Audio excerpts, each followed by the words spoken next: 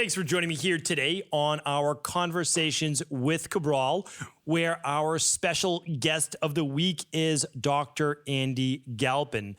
Andy is a PhD in bioenergetics and is really a wealth of knowledge when it comes to all things nutrition, body transformation, and fitness. So those are some real passions of mine, are being able to use food, whole food nutrition, as well as supplementation, along with exercise in order to be able to transform people's lives, whether it be wellness-based, whether it be body transformation, anti-aging, you name it. So what Andy and I do are really dissect some of the most popular diets today. Some we agree on, some we might have a disagreement on. We also go through different macronutrient ratios. Should you be at 70, 30, 0, basically in terms of carbohydrates? Should you be at 60%, 30% or so, and 10%?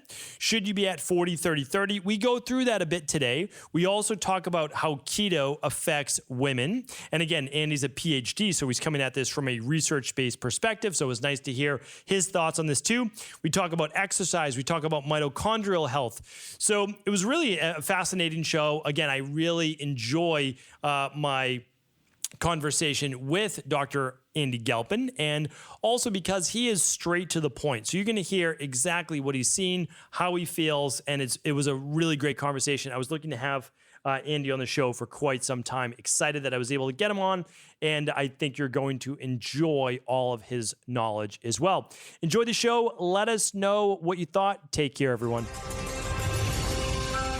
Welcome to the Cabral Concept, where board-certified naturopath and integrative health practitioner Dr. Stephen Cabral shares how he was diagnosed at the age of 17 with a life-altering illness and given no hope for recovery. It was only after studying and traveling all over the world did he discover how to combine ancient Ayurvedic healing practices with state-of-the-art naturopathic and functional medicine to fully rebalance the body and re-energize it with life. It's time to discover how to get well, lose weight, and finally feel alive again. And now, here's your host, Dr. Stephen Cabral.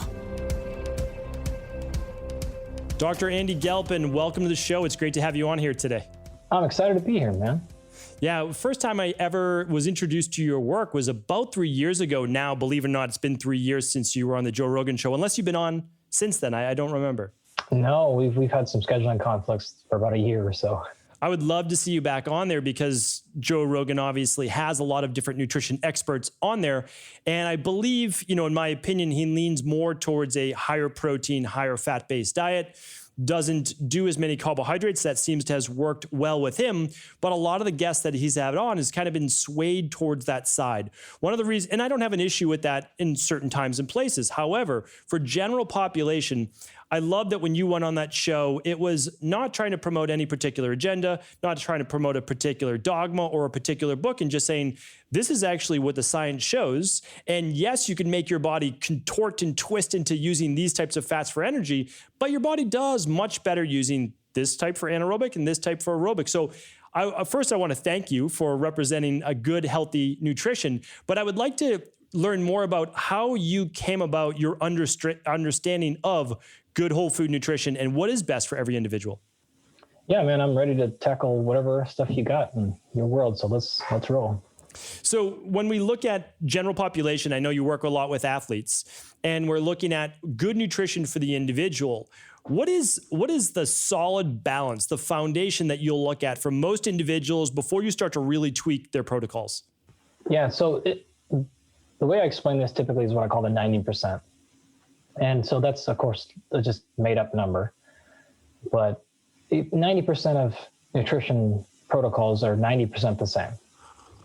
So where we're differing typically is on the fringes. Now, that's, of course, there are exceptions to that when you get really minute. But if you think about it this way, we got 7.5 billion of us or something like that. Yeah, you might be able to find 1 million people who do well eating nothing but raw cauliflower or something. And it looks like, wow, this is really effective, but it's really not, because it's an extremely small percentage of people. So I'm generally, when it comes to like podcasts and education, I'm more interested in saying what's most likely to work for most of you most of the time. Now, if you want to get really fancy and work with a practitioner like yourself, someone that knows what they're doing, and drill down and figure out, hey, you are that 1% who does best on the cauliflower only diet, That's fine. But when I'm teaching classes, I'm not going to teach to the fringe and then ignore the 90%. It doesn't make sense. So what are some of the components in that 90%? So in my opinion, for most people, caloric balance reigns supreme, right? So whether you're trying to gain muscle, you have to be in a surplus. If you want to lose fat, you have to be in a negative balance. And a lot of people fail to even remotely close to understand what caloric balance means. Doesn't mean you have to count calories on your label or use MyFitnessPal, but in the end of the day, calorie balance has to be accounted for. From there, it is you need to have a diet consisting mostly of fresh, whole foods. And whatever mostly means to you, whatever other stuff that is to you, I think we would all agree, and the science is pretty clear on this one, that you want to focus mostly on real whole foods. From there, you need to do things like control liquid calories.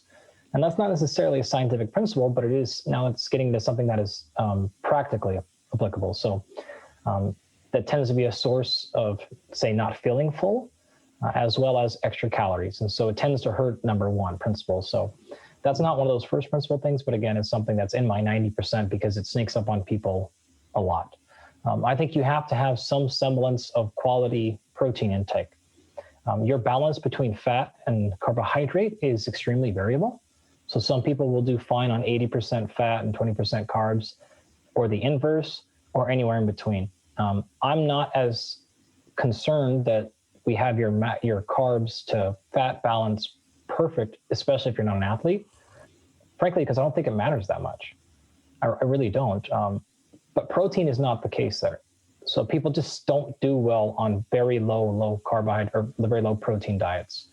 Now, whether you want to go from like a moderate to extremely high, again, I don't think that matters. But going from moderate to very, very low protein seems to be a pretty clear detriment in just about everybody. So that to me is not one that's super negotiable. I think you need to have a balance of colors.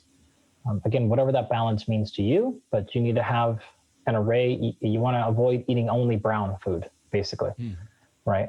Which is the foods that I love the most, right? Like I could live on eggs, meat, and potatoes and ketchup every day, right? But you want to have something with color and a lot of variety. And then you want to make sure that all that is put together in a package that is sustainable, where you feel both slightly restricted, because I believe actually that's one thing people don't realize is it's important you feel some restriction in your diet, right? But you don't want to have that restriction feel so much where it pushes you in the other direction, right? So you have to have some feeling of happiness and joy towards food, but you also have some like, all right, I can't eat pie for breakfast. God dang, I really want some ice cream for lunch, but sometimes you say yes, and more often than not, we say no to that. So that's where, and I have plenty more there, but those are some of the things that fall in my 90% when I'm talking to like my mom. She's like, what do I do? Is this true? Is that true? I'm like, all right, here's the deal. Blah, blah, blah, blah, blah. Do those things, and you're probably going to be pretty good for the most part with that. Yeah, I agree. I want to dive a little bit more into the carbs and protein part, since they're the most popular diets right now. Again, doesn't mean they're right, but the most popular for sure. Still the keto-based diet, still holding strong. And also, one note I'll make on that is that people go in and out of a keto diet, and the diet they're following is not really a ketogenic diet, but we can go a little bit deeper on that if you'd like as well, and the carnivore diet. So the issue that I have, and I think you actually may have touched on it, it is difficult to be on a healthy diet and follow first principles on a carnivore or keto diet because of the colors. So if we know that the phytonutrients in those colors are what prevent a lot of the diseases of the modern world, it can be a challenge to meet those first principles. Can you talk a little bit more on that?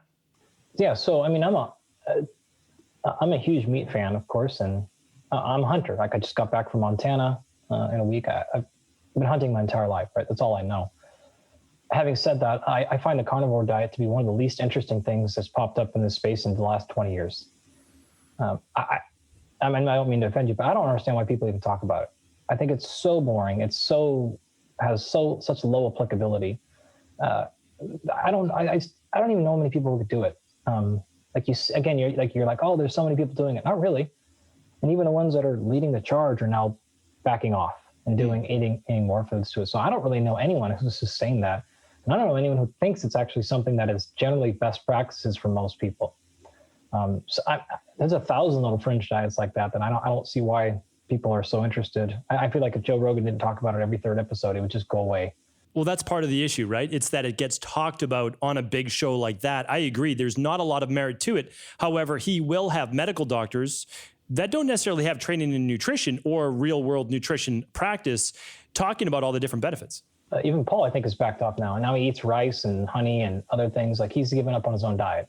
Really? I didn't know that. Well, that's actually, if he is, that would be really helpful for him to come out and say, here's why. Because I know his lipid levels were off. And, and again, like, it's not my job to speak negatively about other people, but he was leading the charge there. And I find it dangerous. Just like you, I'm trying to help 90% of the people. And that could be quite dangerous. Jordan Peterson and his daughter talking about it. Again, that was for more autoimmune issues and the real true issues with their gut.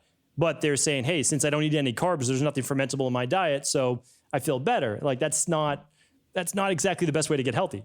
I have deep sympathy for people who are like, every day hurts and I just want answers, and I'll spend any amount of money.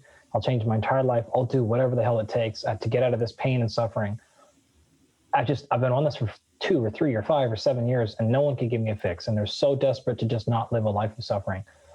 I totally get it. So I have no judgment. I'm not, if you want to try it, if you think it's great and it fixes your life, and not only do I not like that, I'm joyous over that. I'm like, oh, that's fantastic. Like, I'm so happy you got your life back, because like it snags my heart and it takes a breath out of my stomach to think that someone is dealing with things like that. And it's just not in their control. There's nothing you could do about it.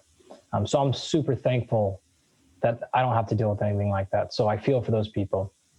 So I don't have to think there. And I generally support, I'm not the type of scientist who sits here and is like, well, if it's not in a peer-reviewed, randomized controlled trial, then it's not.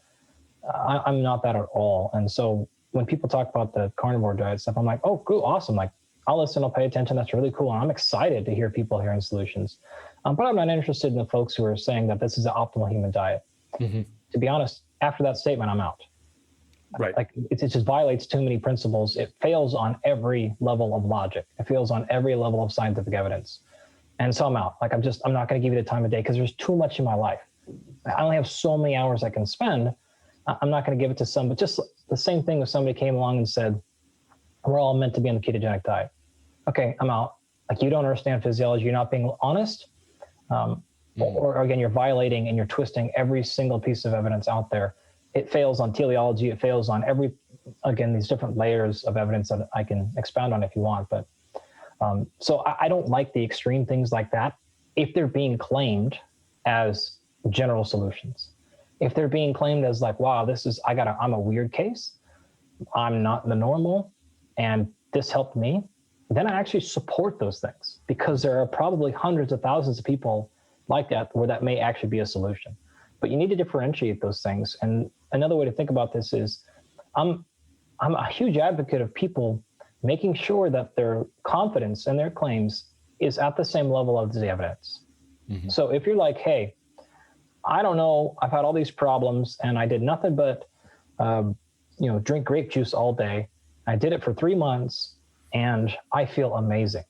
I know the evidence is like 1 out of 10 on this, and I don't know if it'll fix anybody. I'm just letting you know it fixed me.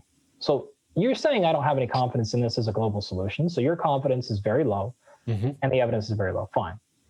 The opposite, or the problem here, is when it's like that, and then the statement is, therefore, this is the best thing ever. And then look at all this stuff. And I dug in and I found a paper on the benefits of grapes, and therefore this is the solution for all of us. And now your confidence is greatly exceeding the actual evidence or the merit. So, and that's where people like you and I get irritated with others in the field, because now you're taking advantage of folks who just want to be out of pain. Like, they don't understand the level of the evidence, but we do.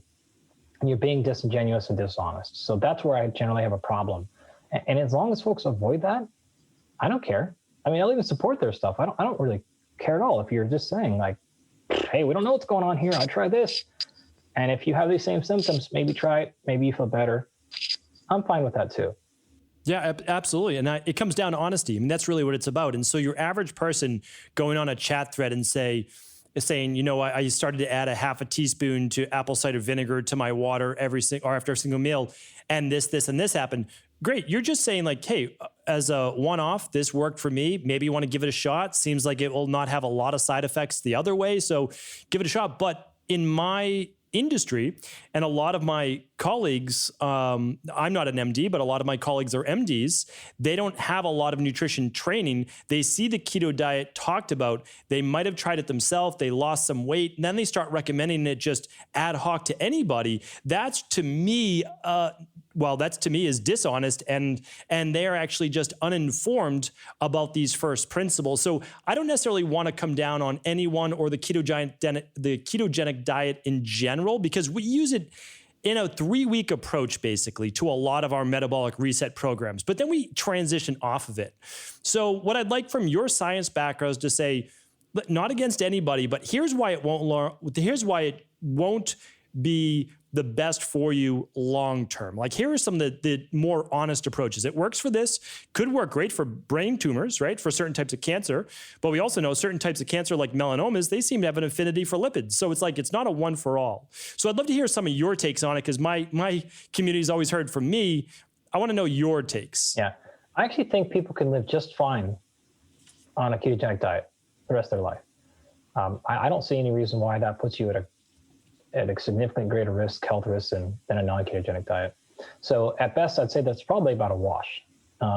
If it fits your practical lifestyle and your approach, and it checks all the other boxes that go beyond physiology, then it's fine. I honestly don't really care if you do it. I think you can be just fine. I think you can be on all these standardized versions of it, these a modified ketogenic or a slightly lower. And it's like, oh, okay, so basically you're just doing like a slightly higher fat, slightly lower carbohydrate, normal diet, but you want to call it keto. Cool. Like, I don't really care. If you're really talking about your textbook definition ketogenic diet, like 80% fat, and the rest of your 20% comes from a combination of, 10 or 15% protein and 5 to 10% carbohydrate. I think you're going to have less people succeed on that than other variations. But if you want to do something more like a modified, where it's 60% fat, a normal amount of protein, and then a 10 to 20% carbohydrate, I actually think people would do fine on that diet, especially given the physical inactivity of most individuals. I don't really care. Like I said earlier, I don't think it matters that much if you're 10 or 20% of a swing in your carbs versus with fat. Like I just think most people would be totally fine. Where I think you're going to run into some problems with a really, really, really high fat diet is through aging, because we know how critically important sufficient protein ingestion is to mitigate things like muscle loss with aging. And so I don't believe many people would do great on a protein diet that's half of what we're generally recommending. And that's probably what you're going to have to do to get those 80% numbers, kind of depending on how you work it. So, from a longevity standpoint, I do not believe with any shred of evidence whatsoever suggests that a ketogenic diet will make you live longer and live better. But a lower carbohydrate diet, again, lower than say 60%, so 40% carbs or something, 30% carbs, I think it's fine. You can live optimally like that. I don't think you have to have 50%, especially again, if you're sitting around doing almost nothing physically all day, or maybe you're working out for 90 minutes a week total or something like that. You don't really need that many carbs, but you don't need that much fat either. You just need to eat low calories. And you'll be fine. Calorie restriction is the big part here as well. I think there's a huge difference though between 50% carbs, 40% carbs, or 80% carbs. And you started touching that for sure for protein intake and longevity. We know that as you get older, your protein requirements change for various reasons. One is you become more catabolic. But the other, I would say, and I would just give a little bit of pushback just from clinical practice, it mainly affects women, not as much men. But when I see women start to go lower in carbohydrates, and especially if they are active, I see their thyroid start to go lower and lower. Yeah. So, that's a pretty consistent finding with the science actually as well. We generally don't see women handling lower carbohydrate diets as well as men. Yeah, absolutely. And I would say the older you get as well for women. So we have activity level, and then we have age. There's something to do with, I think, the nervous system as well. If you give your body some carbohydrates, you're going to shift more, or I should say out of more of the sympathetic nervous system dominance, which will then less affect cortisol. And if you aren't producing as much cortisol, you're probably going to be able to then produce healthier levels of thyroid hormone, estrogen, progesterone, et cetera. So part of that is clinically based. Part of it's just from working in practice. But I think there's probably a happy medium. I mean, I'm not radically against a 40-30-30 diet. I'm not against anywhere near that. I just think that once you go to 70, 80% fat, you're just not left with a lot. You don't have a lot of leeway. And I don't find most people get in 7 to 9 servings of fruits and veggies every day. And so now they're not getting a lot of their phytonutrients, and they're also not getting their natural prebiotics for their gut flora. So then I see the gut become imbalanced. And the biggest thing, which I actually want your take on, is what you called optimized versus adaptive. I find they lose their adaptive capacity. I would love to hear your thoughts on that as well now. Yeah, so that's a central principle I use consistently, which is trying to identify when you ask a question like what's better or which one of these is more effective or whatever you want to do. I can't answer those unless we understand, are you truly trying to optimize or cause adaptation? And what I mean by that is it's akin to short-term versus long-term game, right? We call this short game and the long game, similar to delayed versus immediate gratification. Mm-hmm. Okay, so if we take it there and then work backwards, I believe you need to have a balance between immediate and delayed gratification. So someone who always chooses immediate gratification, you're obviously going to have short or you're going to have long-term consequences, right? So if every day you wake up and you're like, "Ooh, I want, pizza for lunch," and you do that because it makes you feel better now, and you're like, "I don't want to go to work today because I'd rather watch TV all day." Those are all things you're choosing to make you feel better right now. But that's great, but you're going to get fired and fat and blah, blah, blah. That has long-term consequences. So you do many, many, many, many things every single day that are not going to make you feel the best at that current moment, but because you know that those will lead to a better life down the road. Yeah. So you're choosing long-term results. So delayed gratification is what that would be, right? Well, we see the opposite is also a problem. If you always choose delayed gratification, you tend to burn out very, very quickly, and you tend to be never present. And so sometimes you have to do what makes you feel good right now, because that's what you're working for, mm-hmm. right? So if you're working hard trying to build a business or raise kids or whatever you're doing for 3 or 4 or 5 months, you need to stop thinking about, well, what's going on next week, the month after, because you're never actually going to stop and enjoy a free Saturday with your kids. Mm-hmm. Or you're never going to stop and enjoy the fact that, hey, it's been 2 years and we have a profitable business. This is fantastic. Let's take a few days to enjoy it. And so we see all kinds of problems. People like that tend to never be parasympathetic. They're always sympathetic. They're fight or flight. They have all kinds of problems because they're choosing delayed gratification too much and never recovery. So with that understanding, optimizing versus adaptation. Are you trying to optimize for the current moment or this week or this month or whatever? Or are you trying to induce adaptations? Right? So the adaptation would be more like delayed gratification, the long-term benefit, and the optimization is the immediate gratification. So if you're trying to say, is a ketogenic diet going to help me lose weight? I'd say, what are you trying to do, optimize or adapt? If you're trying to optimize for this week and you cut out all carbohydrates, I promise you will lose 3 to 10 pounds. Mm-hmm. Okay, sometimes that's the goal. So for example, we would use a ketogenic approach for a week or so prior to our athletes making weight for competition, because it's a quick and easy way to lose a bunch of weight.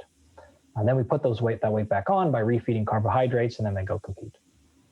Right? But that's not our long-term fat loss solution. It's not even close. That's a short-term thing. If you're trying to look good, say for a photo shoot or whatever, short-term thing. Now, the backside of that is, okay, are you trying to cause adaptation? Well, if you're trying to cause adaptation, then you need to do things that's in the short term. Right, to cause there. So an example might be, we might actually have an athlete in a competition sport do a ketogenic diet. And what happens when they're doing that is their performance goes way down. They feel terrible. But if we needed to do that to improve their ability to use fat, because they're, say, too carbohydrate biased, then the short-term downturn is worth it for the long-term adaptation. So 6, 7, 8 weeks from now, we may actually see greater gains because we spent these first couple of weeks kind of, biting the bullet a little bit. And so that's the whole idea is what are we playing for? Are we trying to get better 6 years from now? Are we trying to fix a problem that, hey, this has been lingering for 2 or 3 years, and I know you don't want to do this, say, elimination diet for 30 days that we're recommending you do to reset your gut health. I know it'll suck for 30 days, but if you do that 6 months from now, we think we'll have a permanently fix your stomach, whatever the case may be, right? So that's what we have to understand is, are you trying to feel better today? And the part about this is the things that typically make you feel better today almost always cause long-term problems, right? And so you have to balance those things or you run into issues, right? So if you're like, hey, I want to get better at stress management. So in the mornings, I'm going to wake up and I'm going to drink a couple of glasses of water, and then I'm going to journal for 15 minutes, and then I'm going to do a cold shower, and then I'm going to do a 20-minute breathing routine, and then I'm going to make my bed, and yada, yada, yada. And all of a sudden, it's like a 2.5-hour routine. Well, that's fantastic, right? And how long is that going to last? Right. Right. Like, well, for most, and if you're 23 and you're an entrepreneur and you have no kids, you could probably do that for forever. But once life hits, you're like, okay, that 2.5 hours, that's got to be compressed into 6 minutes total, right? So I can't optimize my day like that. I have to be able to perform and execute at work without all that daily optimization stuff.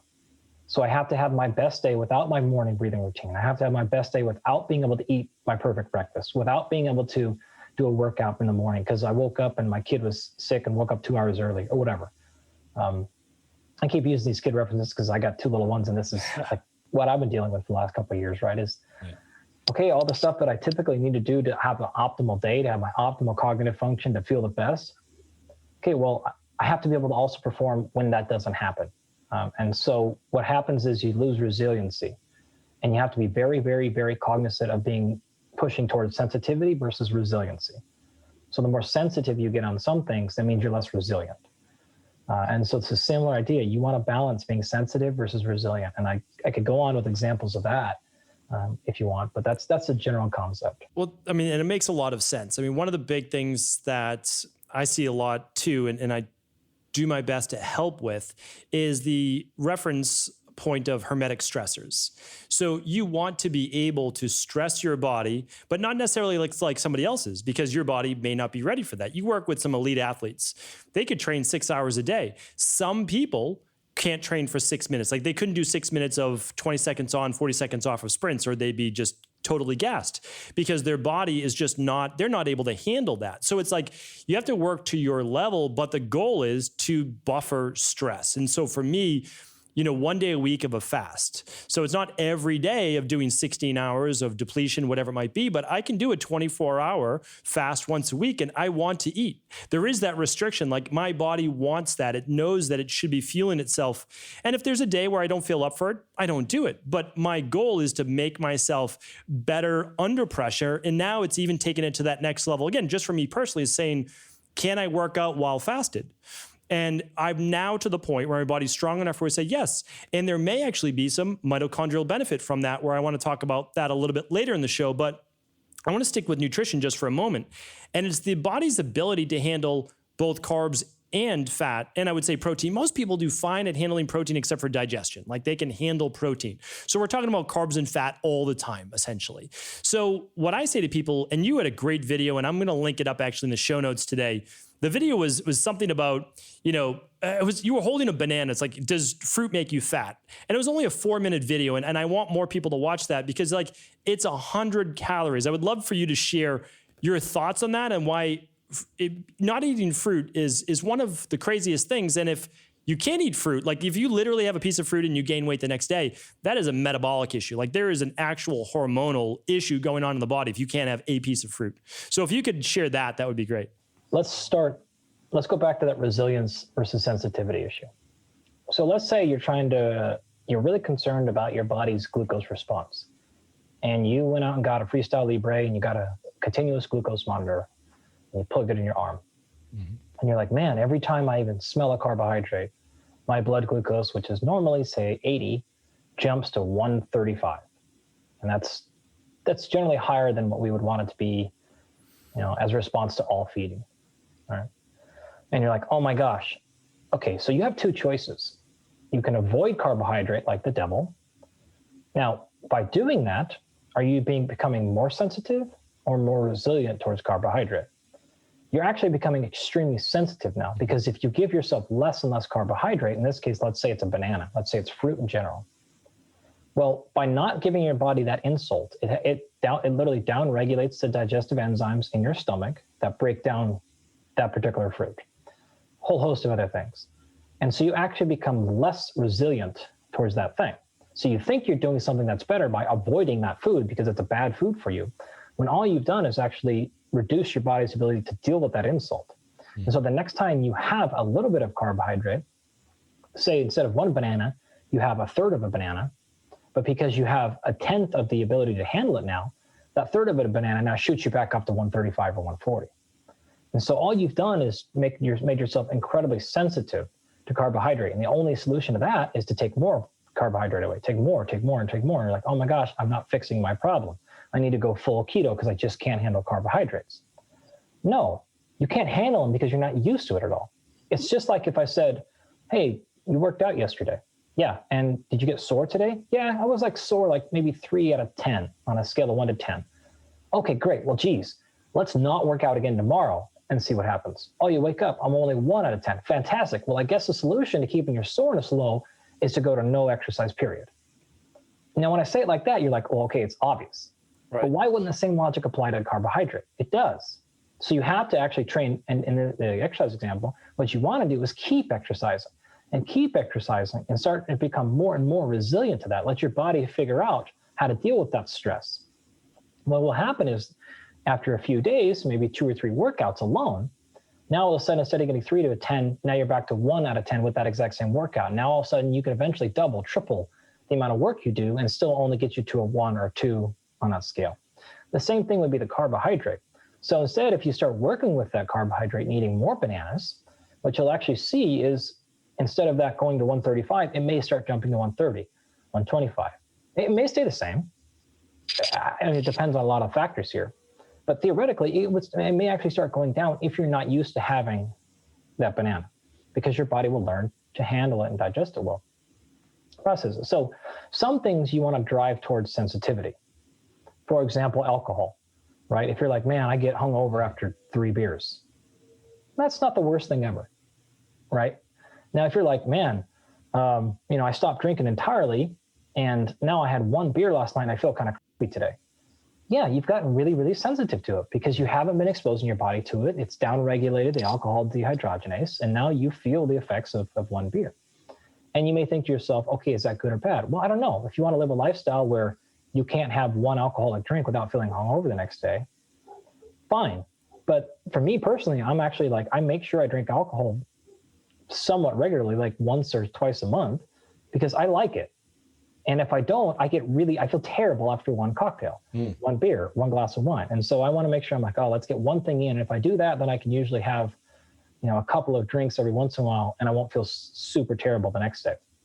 But you don't want to go so far in that other direction where you're so resilient to alcohol, you can have 15 shots a night and wake up the next day feeling fine. You would definitely be an alcoholic if that's the case, right? Or in college. Yes. Yeah. That's what I mean. Like, you have to think about, okay, this is how I feel after eating this fruit or whatever. Now, what do I want to do about it? Do I want to get better at dealing with fruit because I think it's generally a food I like, it's a healthy food and has all these other benefits? Mm-hmm. Or do I want to eliminate it completely? Well, I am typically going to say develop resiliency. I believe almost always resiliency is better to drive than sensitivity, especially if it's something that you want to be a part of your lifestyle. So if we go back to kind of the video you're talking about, people tend to get, and I've never really understood why people are so scared of fruit. I know it's all quote unquote sugar. It's sugar, right?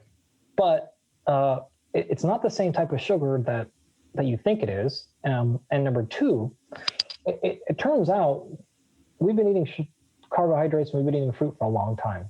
And we have plenty of things in our system that are developed specifically to handle that. If you look at the research, it's extremely clear. People that eat high amounts of whole, fresh fruits tend to actually be lower in weight, right? So it's not something that drives weight gain. That is a complete farce. We've never seen that in literature ever. We've never seen whole, real fruit consumption causing obesity. I've been known to say this pretty often over the last 10 years. Like, I've never heard or seen a single person who ever got obese because they ate too much fresh fruit. Mm-hmm. That's never happened in human history. Fruit juice, maybe. Fruit snacks, sure, maybe. Fructose in general, because you're having, processed foods, okay, sure, maybe. but no one who ate an orange and an apple a day ever got obese. Like, this just is not what happens. And because of things like, you have to look at the absolute amounts, right? So like, I know that a banana is quote unquote all carbs, but it's like 25 grams of carbohydrate. And if you're trying to keep your total daily carbohydrate intake to 25 grams, well, geez, a banana looks like it's, like that's a whole day's worth. Mm-hmm. But most people are on like 300 or 400 grams of carbs a day. And so you're talking about 100 calories. Right? 100 calories. I promise 99.9% of you don't know what you're eating on a daily basis within 100 calories, plus or minus. Not even if you're using MyFitnessPal, I promise you're not within 100 calories. You think you're eating 1,800 calories a day, plus or minus probably 200 or 300, maybe more, not 100. So 100 calories is the number you're not even going to get within anyways. It's not that big a deal. Right? If you're eating 4 or 5 bananas a day, sure, but 400 calories of a banana, it's the equivalent of eating like, an avocado. It's like, or, like a tablespoon of peanut butter for that matter. Mm-hmm. So there you go. It's like, yeah, you could have 3 bananas or that tablespoon of peanut butter and your calories would be about the same. So that's what I mean. Like, you have to think about it in context. And I get very irritated, as I'm sure you do, with people who try to fearmonger against fruit. They're like, oh my gosh, apples are all carbs. And, apples, when we were a hunter-gatherer, were like half the size. Okay, yeah, so they used to be 75 calories. Now they're 120. This is 40 calories, friends. And if we were hunter-gatherer, we would probably eat 12 of them instead of 1. Right. Like these are not real numbers. This is not, like an extra 5. They used to be 25 calories. Now they're 500 calories. Okay, that's a big difference here. But we're talking about such unbelievably small numbers that this doesn't matter. This is not causing the health epidemic. This is maybe the difference between somebody who's trying to drop from 7% body fat to 6. Okay, maybe that stuff matters. But for the rest of us, this is not what's 90% of people's 90% of problems. So I blow past it. I'm like, whatever. Like, this is not something I'm worried about. With our professional athletes, again, we'll dial that in, but because they're trying to lose huge amounts of weight in a very small fashion. And so we just have to take food away, period. Right. So yeah, we'll start to back up, but they're even eating carbohydrates, especially fruit, up until the very, very last days. So it's not something we generally pull from people ever. And for anybody that's active, metabolically active, they have a job where they're moving around, or they're even getting 10,000 steps a day. Talk a little bit about, your liver is storing 90 to 100, 120 grams of glucose or glycogen essentially per day, and your muscles are storing 3-4 times the amount of it. So by you even eating fruit and carbs, well, you're just replenishing for the first, let's say, 100 or so grams per day for most people. Can you talk a little bit about the science behind that, and why, if you are moving your body and exercising, you probably want to have 1 or 2 fruits a day? Yeah, so this is the specific. There's different types of carbohydrates, right? So we can kind of split carbohydrate globally into 3 parts. So starch, sugar, and fiber, right? So sugar is made up of a whole bunch of things, but in this particular case, you've got the monosaccharide. So the most basic component of sugar being either fructose or glucose, right? And what we care about now.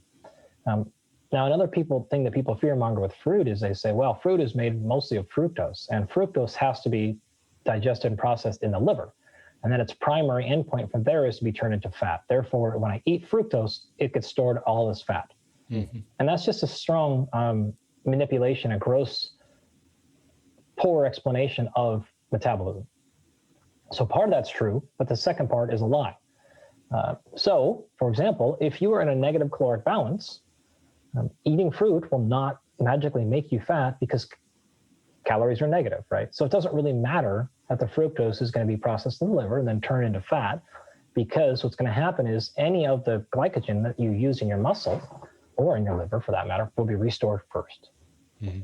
And so if you have, like you said, 400 grams of carbohydrates in general stored in your muscle and another 100 in your liver, and your daily turnover is 100, well, you've got at least 100 to work with just to maintain where you're at in your muscle.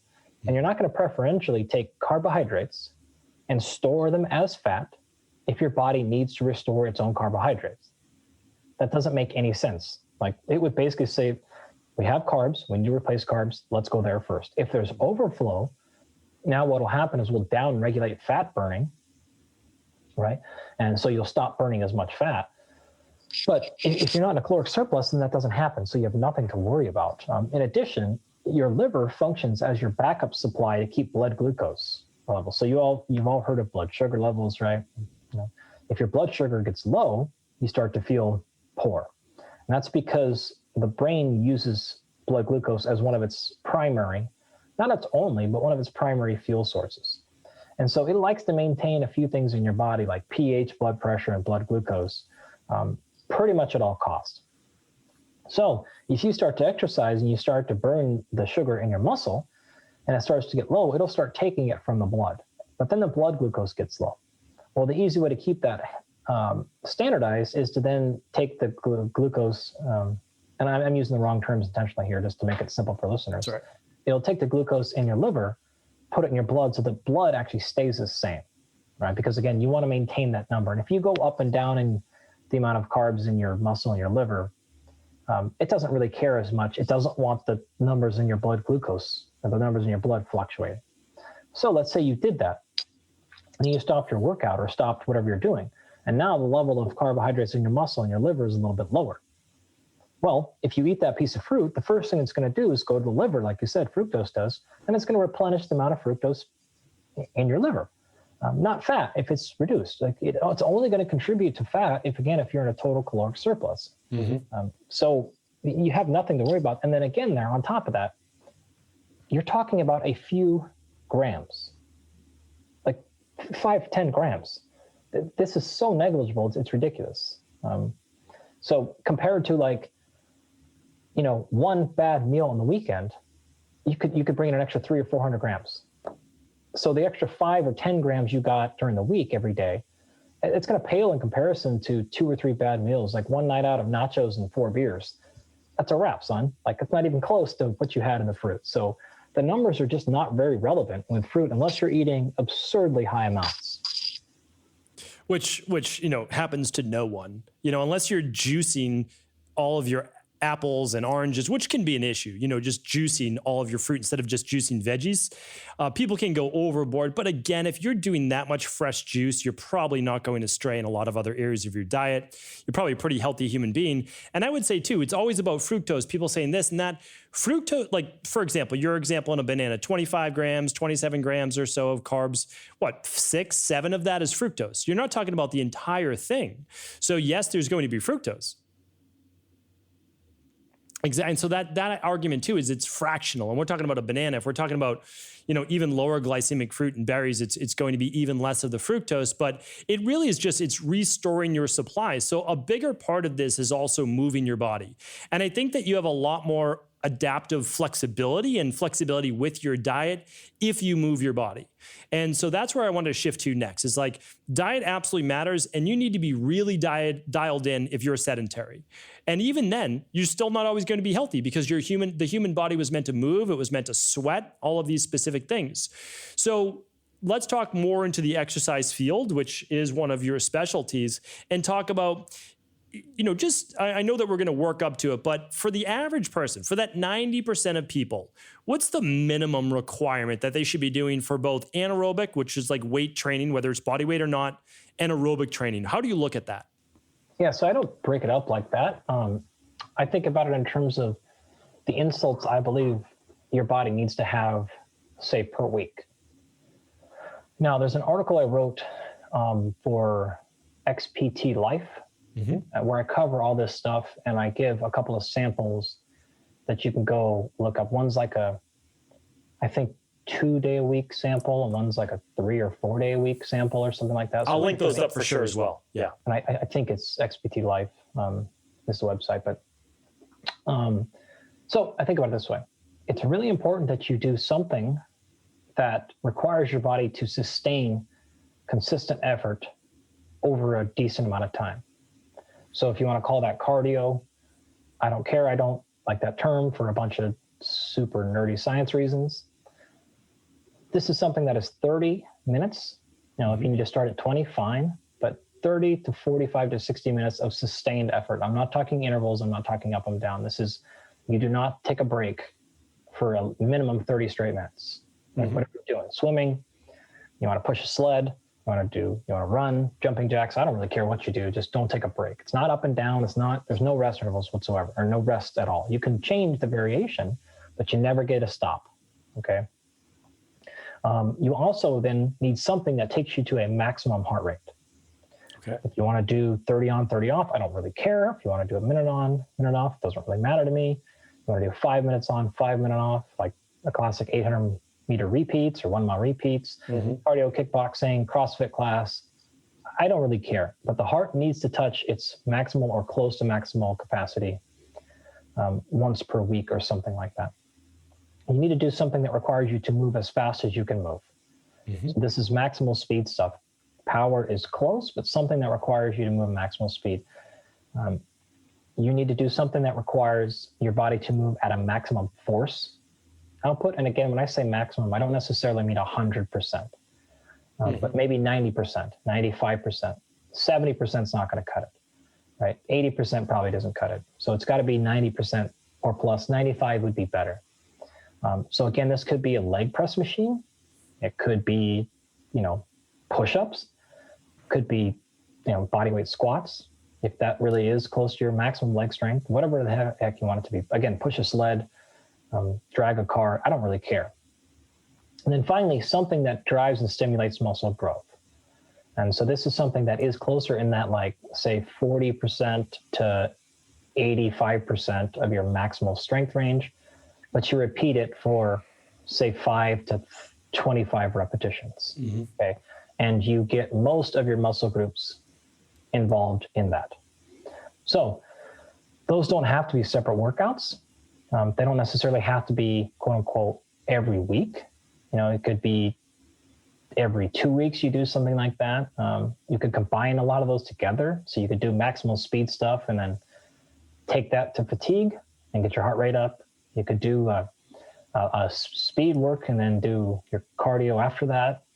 All kinds of combinations of these things. So again, that's in the samples I wrote, like how to combine those into a couple of sample weeks, again, based on whether you had 3 days to work out or 4 days or something. I can't remember exactly, but so that's what I tell people to get after, is you have to have insults in all of those areas. If you do that, you're going to be in a very, very good spot from an exercise perspective. I completely agree. I just think the language a lot of people are using is probably different, or I might be using when I even phrase the question, and I understand why you don't want to use it just as cardio or whatever it might be, because you're probably hitting anaerobic and aerobic thresholds within that. Whether you're doing swimming, it's like, okay, well, in 30 seconds, I was more anaerobic than I was aerobic and switching back and forth. But I get it. That makes total sense to me. And it can be applied through, just like you said, whether it be swimming or on a bike, whatever it might be. And then there's some form of intervals in there. So who knows the time amount? I'm usually between 20 seconds and I used to be up towards 90 seconds. I just don't think anybody can maintain that for that long all out. I used to run the 800 and that was just a brutal race. There's nothing worse than sprinting for just a little over 2 minutes, which was my time straight. At the end, there wasn't a second one to be done. That was it. Brutal race. And then we got the max force, we've got the max speed, we've got the muscle growth, some type of 5x5 program, 3x10, like whatever it might be within that. So that makes total sense. My question for you is, how often do we need to do this? Meaning, how long does that workout last? I'm usually no more than 2 days off in a row, but I would love to have you refute that or just think about that. Yeah. So I would bucket all that in as exercise. Okay. And then I would make a second bucket for physical activity. Okay. So I think that ideally you're physically active every single day. Realistically, give me 6. If you want to take Sunday off and watch football all day, you'll be right there with me. So that's cool. That's no problem. If you realistically can get 5 in, that's a great start. So if you're like, hey, I can be physically active 5 days a week and I can work out 3 days a week. Yeah. That's super realistic and very achievable and still very, very effective. So if you can do that, that would be the goal. More is better. Now, whether you want to exercise 6 days a week, I don't think that's necessary. That's what I like to do, but it's not necessary at all. And arguably it's not even more effective. Right. So it's just something that I like doing. So I do it there, but those are the numbers I'd say So that makes, I think, three times a week, 4 times a week, more days than not, right around there. Absolutely doable. Tell me a little bit about what would be physically active. Is it steps per day? Like what would that look like? Yeah. So I don't use steps per day, but I'm fine if you want to use 10,000. Whatever. Those numbers should probably be higher, but it is what it is. So if you compare that to, say, me versus, my wife. So my wife is a preschool special ed teacher, and I'm a college professor. If we work out the same time, the amount of times per week, she will triple me in physical activity throughout the day. I'm generally sitting on my computer, maybe standing in class teaching, but she's chasing 3-year-old autistic kids around all day. And it's very high pace. It's very sympathetic. It's really like, it's actually somewhat dangerous because you have to watch these kids at all times because they'll hurt themselves on accident or hurt their, and it's like 8:05 we do this, 8:07 we switch to this center, 8:09 we do that, and it's just like, and I'm like, we start class like 4:15, whatever, like, like it's just not. I can pop on anytime. I can go get, and she's just like boom, boom, boom, boom, boom, boom. Right. So she will eat more calories throughout the day, and obviously she's like, 50 pounds lighter than me, but she still eat more calories a day than I do because her physical activity is extremely high. She doesn't need to come home and go for a walk, like to get her physical activity in, but I need to, I need to do something throughout the day to move because it's not a part of my life. And so that's what I would pay attention to. And hers is not even necessarily steps. It's generally just stress. Yes. Yeah. She's got a really physically stressful and mentally stressful job because of the dangers, and she's trying so hard to get these kids that are, it's really tough. Where if my kids aren't listening, I just tell them to go home, like get out of my class. So it's a different thing. Right. I'm not in a high pressure situation like she is. So I would take that into account, like how sort of stressful is your day? Because remember, stress is stress. So if you're just like, if you're end of the day by 4:00, you're done for every day. Maybe you don't necessarily need to get 10,000 steps. Maybe a 15-minute walk can do it. Now I try to do that, and I try to set up as many calls as I can. I always walk when I take calls, and I have a lot of calls throughout the day. So I try to do it that way. I have a standing desk, of course, try to get up and stand as much as possible. But I have to do more than, I have to go out of my way to move more than she does. So again, without giving you a number, that's what I'd say is pay attention to generally how physically active, inactive, and or stressful your job is throughout the day, and then adjust as needed. And what I can also say is you'll never have problems by doing too much, but you can't have problems by doing too little. So hedge one way versus the other. Yeah, no, I think that's good advice for sure. And your body will tell you not to do it, to stay in its comfort zone. But if you're really overdoing it, of course, I mean, you'll know. But I think most people are not in danger of overdoing it. No, I can give you some little tricks that I don't do, just to be candid with you. But I have friends who do these things. Like I have one friend, he'll set an alarm for I don't know if it's every 45 minutes he does or something, or every hour, maybe once every hour. And he'll go out to the garage and he'll do it's something crazy, like 10 sit-ups, 10 push-ups, and 10 squats. And then he goes back to work. I mean, it's like a 20-second routine. Like it's something crazy, like 2 pull-ups or something like that. And I have a lot of friends that do different variations of that, where you just every hour you do 5 push-ups, 5 sit-ups, 5 jumping jacks, whatever. You'd be surprised. You multiply that by 6, by 7, like you actually got in 50 squats and 50 push-ups or whatever the number is, and you can get a decent amount of work done.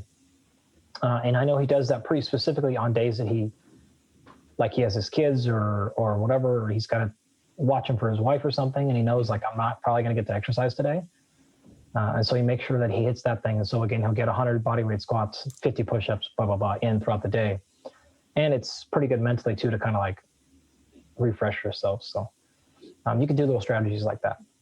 Yeah. And like you said, they do add up. I mean, they really do. It's one of those things like, oh, well, does taking the stairs matter? No, taking the stairs one time does not matter at all. But if you do that throughout the course of the day and over a week, yeah, they multiply. I actually bought a little trampoline, a little rebounder for my office, because a lot of I can put my head down for 2 hours, 3 hours and just oh, well, what just happened? And then I just see it in there and I just walk over to it and I'm just jumping on that for 60 seconds.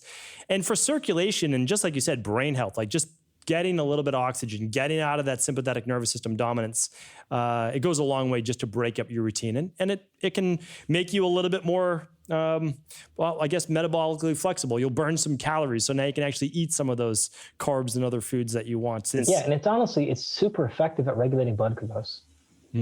It's very, very effective at that. So it'll keep you very stable by peppering that stuff in, and you won't have those ups and downs and crashes. I read some really interesting research. This is a while back now. It's probably a good decade. Just at not just postprandial, but glucose levels from people that sat versus stood during the day to work. And it was amazing. Like when you sit, your body just says, oh, okay, well, we're in a storage mode, I guess. Like we're just, basically not metabolically active. So we're just going to store. And standing alone, whether it was the act of the gastrocs having to work harder to push the blood back up or not, it was amazing to see that was the one change that they made, the one variable. And I don't know, do you have any more insight on that specific research as to why the blood glucose level stayed more stable? Yeah, no, I mean, I would have the same guesses that you have. The muscular contraction pump there, slight increase in metabolic demand, and you're probably going to fidget and move just a little bit more. Mm-hmm. I don't know. I mean, I would say that my guess would be the same as yours. Yeah. No, it's interesting. Just that alone though. So just getting up, moving your body a little bit more.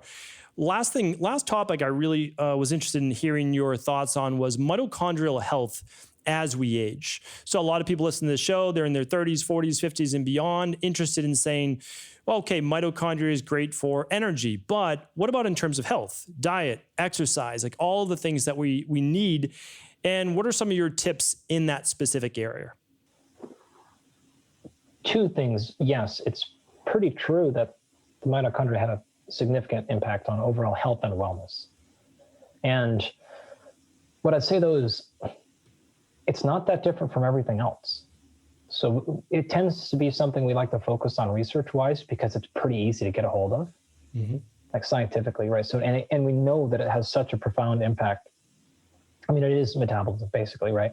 The majority of metabolism we're going through is aerobic. And if it's aerobic, that means it has to go through mitochondria. And so it's easy for us to access research-wise. It's fairly big. We have a lot of ways to measure it. We can actually image it directly. And we've done that in my lab. So we can take actual pictures of it. We can see what part of the muscle cell it's in, where it's at. So for those reasons, it's a pet of research. But honestly, I don't distinguish optimizing mitochondrial health as like a strategy that we need to take for optimizing overall health. I think that it is simply a proxy. Like you need to improve overall exercise health. If you do that, I promise you will improve mitochondrial health. But I don't think we should be targeting mitochondrial health. We should be targeting health. And the mitochondria will come from that, because if your mitochondria are dysfunctional, you probably have dysfunctional blood regulation in general. You probably have poor blood flow. You probably have poor oxygenation. You probably have poor metabolic health. And so I'm not really sure if the mitochondria is cause versus correlation here.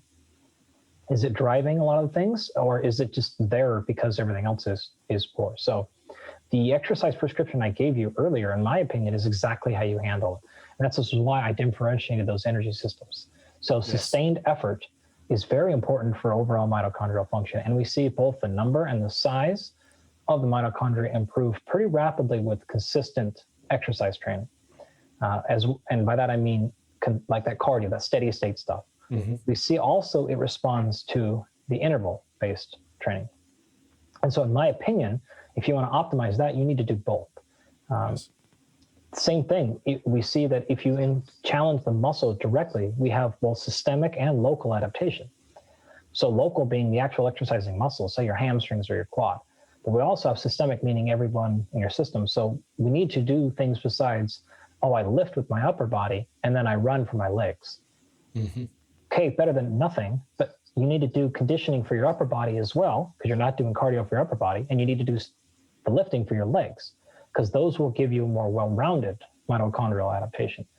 It will give you more well-rounded metabolic adaptation. So I think if you want to drive overall human resiliency, because most of us, and I think most people listening, well at home, seem to have, in general, the same kind of goals that I have, which is you want to be able to do what you want to do. I don't want any restrictions. So if I want to go in the mountains and hike for 3 hours, whether I'm hunting or just out with a family, I want to be able to do that in 80-degree weather and -10. Yeah. And I want to be tired at the end and have a great time, but I don't want to have to think I'm not going to make it up that mountain, right? I want to be able to have energy and not feel lethargic all day. I don't want to be overweight. I want to feel strong. I want to look good. Like I have the same general goals as most rest of you, and I want to keep crushing until I'm 90 plus. Like I don't want to be broken and damaged when I'm 60. So the things that I laid out earlier are, in my opinion, that's how you get to those levels. And that would, if you do that, your mitochondria should be just fine. I don't think you need to go out of your way to take specific mitochondrial boosting supplements. I'm not convinced on the effectiveness or necessity of those at all. I don't think we need to have specific eating routines that optimize that. Mostly because I'm not convinced we know that one exists. And I don't think that any of those are, in fact, I think all of those pale in comparison to the effectiveness of basic exercise. So if you do that, I think you're going to vastly drown out any adaptation you could get from taking a real specific peptide or precursor or some sort of IV infusion. Not to say you could never do that stuff, but to me, those are not the long-term sustained answers. Those are short-term, wow, I felt great for 3 or 4, 7 days. But you didn't really solve problems. I just always head towards lifestyle intervention over drugs. So no, and I would agree with that. I would say those are icing on the cake. And the reason why I would go back to that is when I had Addison's disease, I could take all the L-carnitine and everything else that I wanted. It wasn't bringing my mitochondria back to life. But what eventually did was being able to fix those underlying imbalances, and much of that through healing my gut, but also just baby steps. And like I had myalgic encephalitis, so just baby steps with the hermetic stressors, because I had to make that mitochondrial biogenesis. Like I had to actually recreate them. And a lot of that was through just getting my body to adapt to a little bit more stress. And by doing that, you'll be able to create more mitochondria to a degree. And I think that there is some fall off as we age. And I hope that maybe in the future we have some normal interventions that can just help us in a lot of our lifestyle-based things, such as diet and exercise, because every time they find this smart drug, so-called smart drug or medication, it always backfires. I mean, like, that's the truth, because your body, when you put something into it, there's always a cause and effect. So, okay, well, what else did it affect? Such as metformin. People were going over the moon a few years back of metformin, like, oh, well, actually, no, now we are losing muscle when we take metformin and exercise that day. So yeah, I think it goes back to the foundation of diet, exercise, stress reduction, really doing those things to get the body moving. And just one other note too, that, again, like why I always keep my mind open. I mean, I was very young at the time, but in the early 2000s, I just dismissed cardio, like steady state cardio. I just said, no. The reason is, like, I'm helping people transform their bodies, and I can get them aerobically better through intervals. I can get them stronger, faster through, weight training, plyos, et cetera. And the truth is I had no need for it because people weren't looking for that. But when you look and you study telomeres and telomerase and all the, like, how your kidneys work, oxygen is a really good thing. And being able to do aerobic cardio is important. When I myself couldn't run a mile, I said, something's wrong here. Like, yes. I need to fix this. Yeah, I agree. Like, as I was shaking my head, if you're just listening at home the whole time, see if you're going on about that. I made the same mistake, and I've made a concerted effort over the last, 7 or more years. It's like, this needs to be for the same thing. I think actually the number should be 5 miles. I think you should be able to run 5 miles. Yeah. If you're overweight or it's been 20 years since you worked out, like, start at 400 meters, right? And work yourself up. But I think the goal should be, unless you've got a broken ankle or something, you should be able to jog for 5 miles. I don't think that's that crazy. If you want to make your goal 3 miles, I don't care. There's nothing magical about 5. I just say 30 minutes, like what you alluded back to. Like, you should be able to sustain your body. You should be able to run for 30 minutes. If it's 3 miles, great. If it's 5, fantastic. But that's what I say. Like, you need to be able to run for 30 minutes. Yeah, I think it's even higher. Like, I think the goal should be 45. I think it should be an hour. You should be able to run for an hour. That's not that hard physiologically. Right now, again, it's like, whew, that's tough. But physiologically, it's not that demanding. It's not climbing Everest right here. Right. It's not a goal that was just like, if you said that 100 years ago, probably be like, yeah, of course, I can run for an hour. Like, what? How couldn't you? Like, can you just keep moving for an hour? So I think it is something where you need to move there. And it also, it just kind of reminds me of what I was saying earlier about sensitivity or resiliency. So you have to really pay attention to when you're taking something out or putting something in, or you're driving sensitivity. I mean, low back pain. Like, oh, every time I work out, I have low back pain. Maybe what you need to do to fix that is to train more, because your back isn't resilient at all. So any little stress, it feels freaked out, right? And we know so much about back pain being neurologically driven now rather than actually an actual insult. And then that, of course, goes much deeper than that. But that's just another example of saying, okay, let's take you to the limit of where it hurts.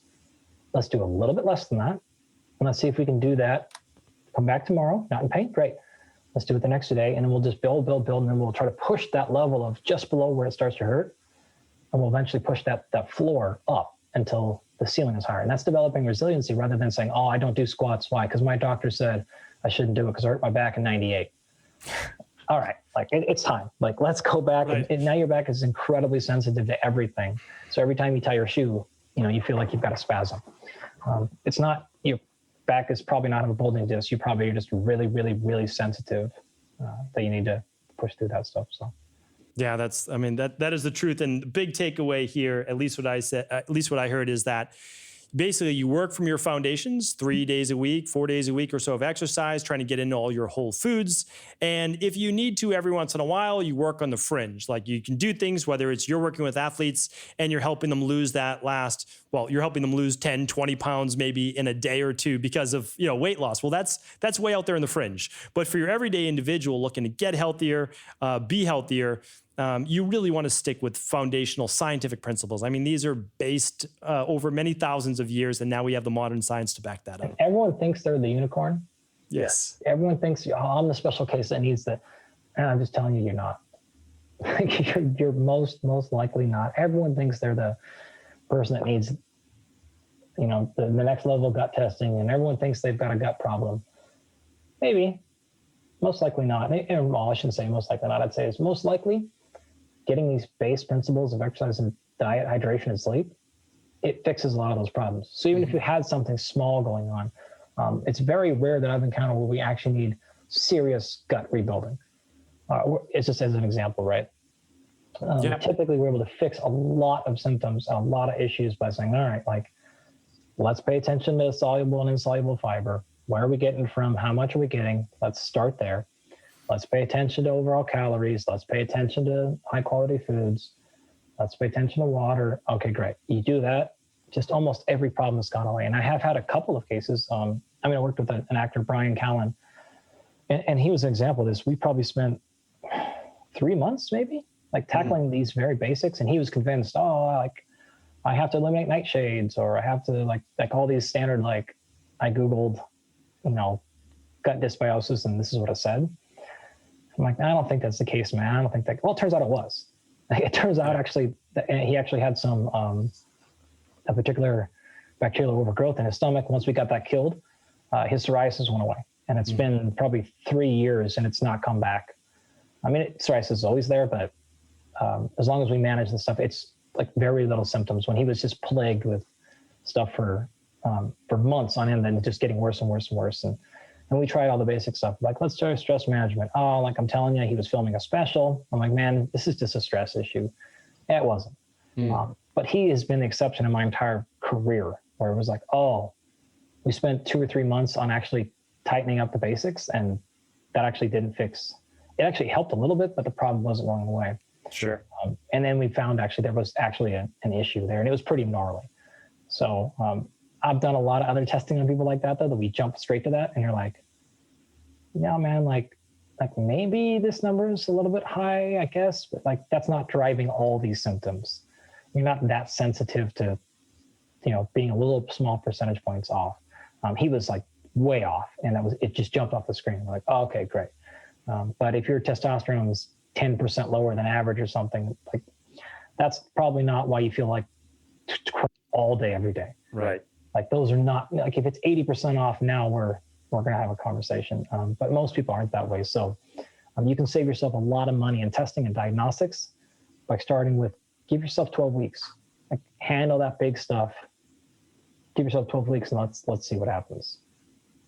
Yeah, I mean, the thing is, you can be the unicorn. I always tell people that you can be that 1%, but first you need to see if that's true. Like, you need to prove it to yourself.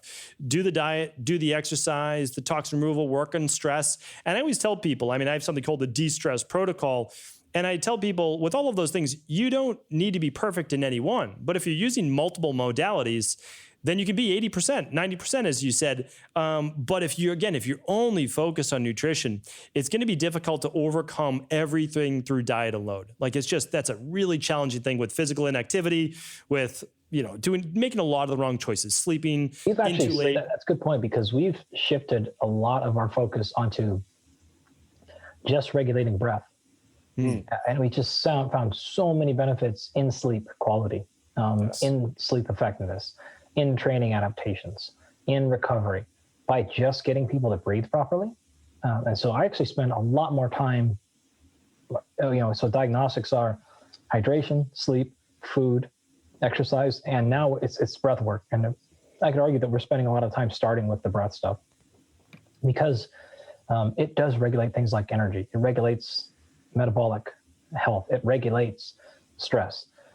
If you do that stuff, it's amazed what a few minutes a day can do for all these, to so many areas. And so to me, that's one of those core principles where breath is a part of everything we do for everyone.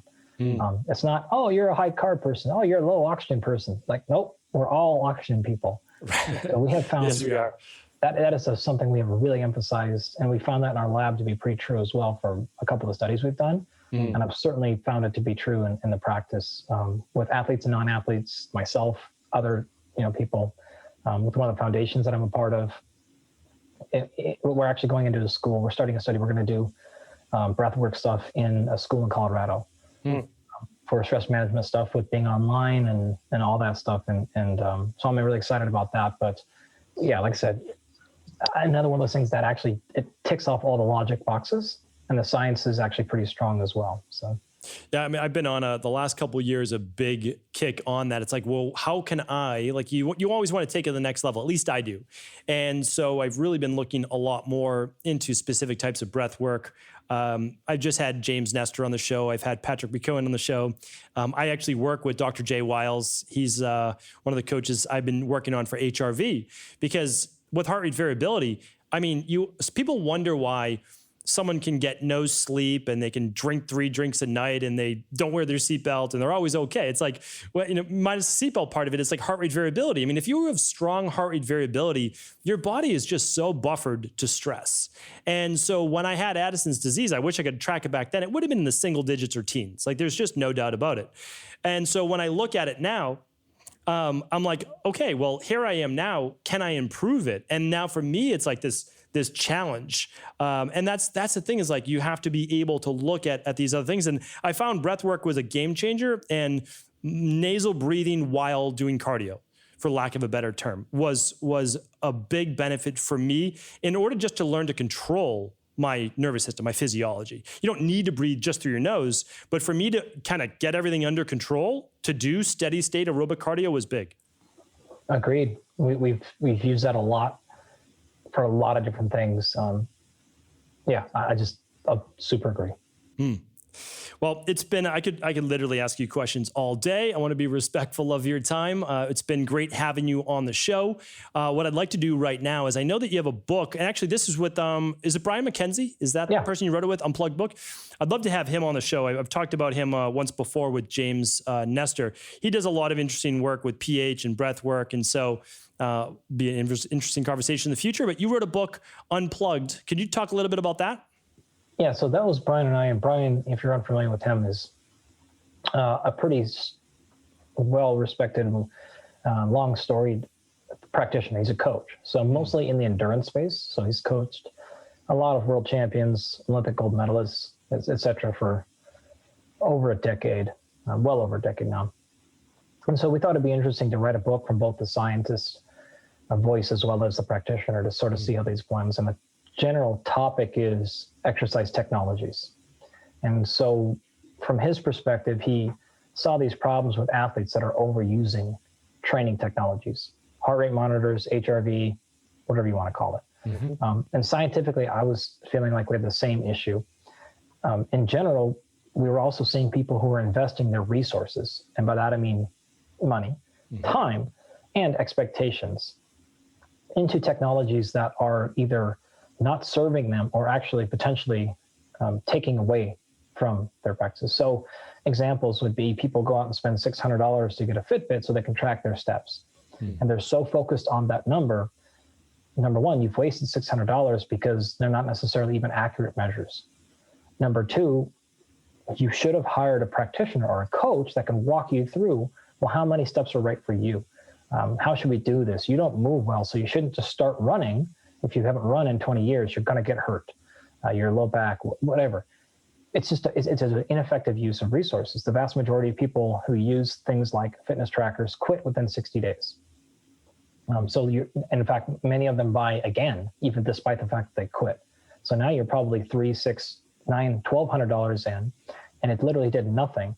We've actually seen in a number of clinical trials that fitness trackers can actually demotivate people because they're a daily reminder of how terrible you're doing, right? Like, hey, didn't get your 10,000. Hey, didn't get your 10,000. Hey, didn't get your 10,000. It's like, this, I'm out. So for some people, there are problems. So the book is not anti-technology at all. It sounds like just a big whining fest. What we wanted to do is say, hey, look, here are the problems these things can cause. And then here are the solution to those problems. So if you want to use a tracker, here, avoid this, this, this, and this, but make sure you do this, this, and this. So we want to make sure that they're serving you as best possible to help you get closer to your fitness training or goals, and not, you're just not falling prey to the exact same problems everyone else is having, because it's pretty predictable. I mean, pick your technology and I can tell you how it's going to fail.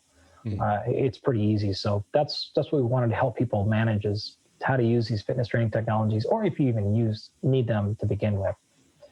So it's often sounds like an anti-technology book, but it's really not. It's just, it's how to use these things appropriately.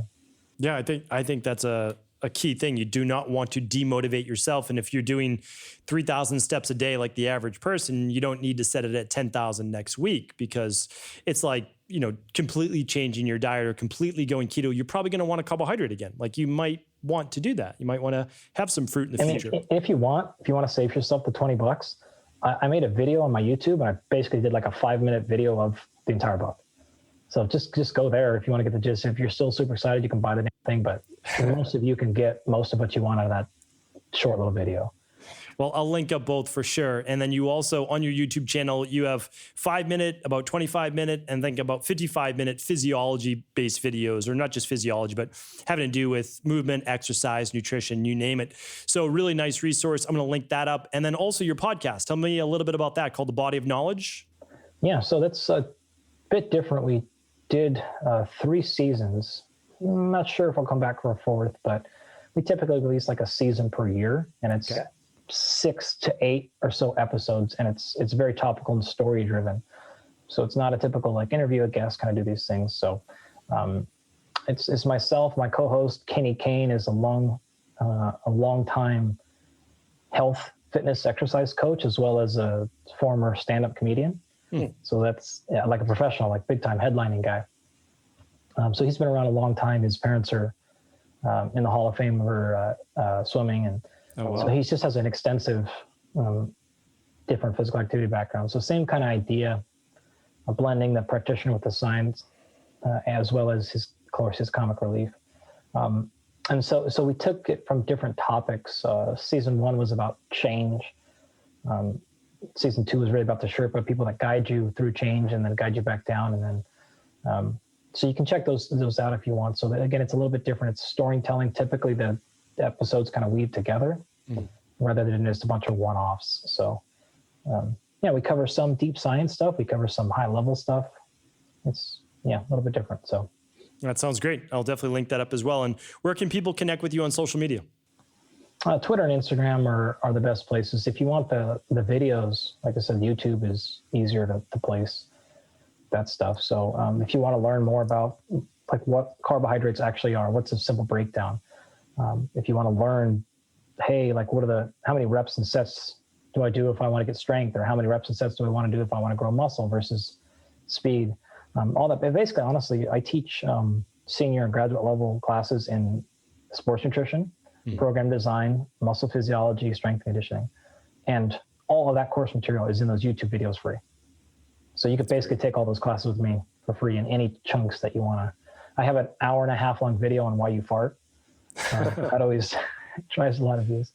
It's basically my way to teach people about digestion, fiber, carbohydrate metabolism, like SIBO, all that stuff is wrapped up into, why raffinose makes you gassy, why, like all I ate was a bunch of sugar-free gum and I got super gassy. Right. It's all in that video. There's a 5-minute version of that as well as like an 1.5 hour version. So if you want like the quick jab, you can get it. But if you're like, man, I want to learn about this because I'm a practitioner, or like I really want to work with people, then that's what those hour and a half long videos are for. Is I just put one out on muscle hypertrophy. So all the newest stuff we've done in the last couple of years about how muscle grows specifically. So that the area that they sort of range. Twitter is the best place to link like directly to studies if you're like that kind of cat and you want to see the link in the papers. But Instagram is also the more high profile place to go. So depending on what your flavor is. That's excellent. I will definitely link all of those up. It was a pleasure chatting with you today. Thanks so much for sharing your knowledge, and hopefully we can have you back on again in the future soon. All right, man. It was a real pleasure. Take care. Yeah. Did you know that the body really only becomes sick or imbalanced in only 2 ways? Over time, you become deficient in vital nutrients, and you also accumulate toxins internally and from the environment. As those nutrients diminish and you increase your total toxic load, your body then begins to show the first signs of dis-ease. It's actually quite predictable, and the good news is that if we know how you began to fill up that proverbial rain barrel, we also know how to empty it to begin the healing process. I was fortunate enough to learn this ancient healing process from my mentor after suffering from debilitating diseases for close to a decade. It was only when I began to implement these techniques did I finally overcome my illnesses and go on to live a life of energy and vitality that I now enjoy. I'd like to share with you now what I discovered after traveling all over the world and how to combine the best of ancient healing wisdom with state-of-the-art science. Allow me to teach you exactly how I've been able to help over 250,000 people to empty their rain barrel and begin to transform their body and lives into what they've always hoped they could be. To get your copy of the international bestseller, The Rain Barrel Effect, simply go to stevencabral.com/rainbarrel.